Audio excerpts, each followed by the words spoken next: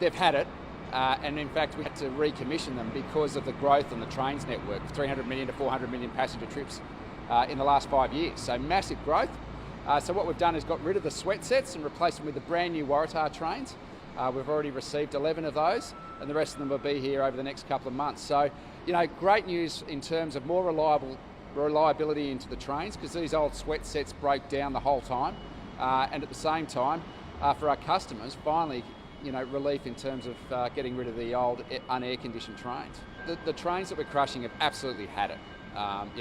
They're going to be used for recycling, but we're also at the same time, through Transport Heritage, keeping that history.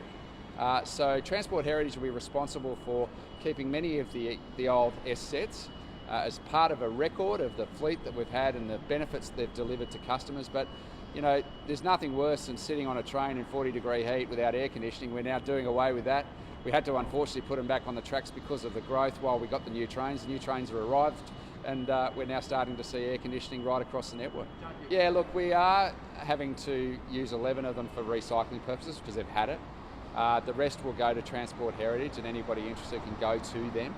But look, ultimately, what we're seeing here is a 40-year-old, piece of history, being recognised through Transport Heritage, but at the same time, us sensibly recycling the aluminium, the steel, and of course, enabling the community to get the new trains, which is what the number one priority is for us.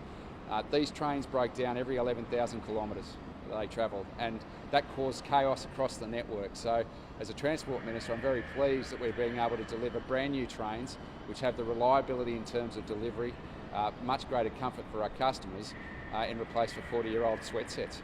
Go through Transport Heritage and talk to them, but ultimately the trains that we're crushing at the moment have well and truly had it. They can't be used for any other purpose, but ultimately through Transport Heritage if anyone's interested. I'm happy to see them go.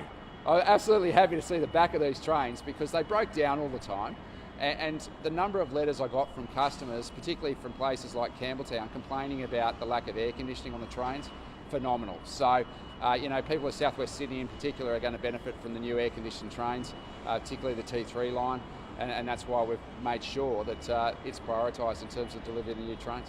We had seen the back of them a number of years ago, but to go from 300 million passengers to 400 million passengers meant we had to recommission the trains. Doing away with them now is complete. Having the new Waratahs is great, and ultimately, over the next couple of months, the S sets, the sweat sets, will no longer be on the network.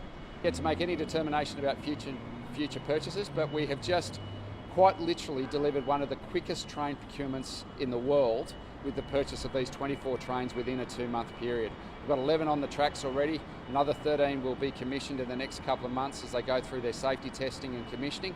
But a phenomenal procurement, done without any problems, and ultimately now we're seeing those trains delivering 1,500 new weekly services to the people of Western Sydney. That's what matters, that's what counts, getting people to and from the city out to the west, and ultimately having these new trains in place as part of that. They're reliable, they're customer friendly, they're air conditioned, and they're much better for our drivers, and it also improves the overall driver training because we're not having to train people up in how to drive 40-year-old trains.